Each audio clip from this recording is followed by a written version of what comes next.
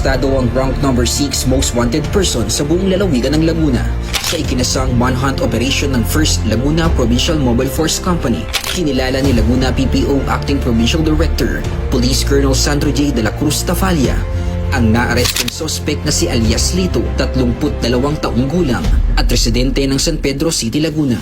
Naaresto ang akusado dakong alas 6:20 ng gabi kahapon, May 20, 2026 sa Barangay San Antonio, San Pedro City, Laguna sa bisa ng warrant of arrest para sa 2 kasong rape by sexual assault sa pamumuno ni Police Major Carlos Villanusa, Force Commander ng 1st LPMFC. Patagumpay na natunton ng kanilang mga operatiba ang pinagtataguan ng sospek na nagresulta sa kanyang agarang pagkakaaresto. Ang akusado ay kasalukuyang nasa kustodiya ng San Pedro PNP para sa kaukulang dokumentasyon at disposisyon. Samantala, muling tiniyak ng Laguna PNP ang kanilang patuloy na kampanya laban sa kriminalidad upang mapanatili ang kapayapaan at kaligtasan sa buong lalawigan ng Laguna.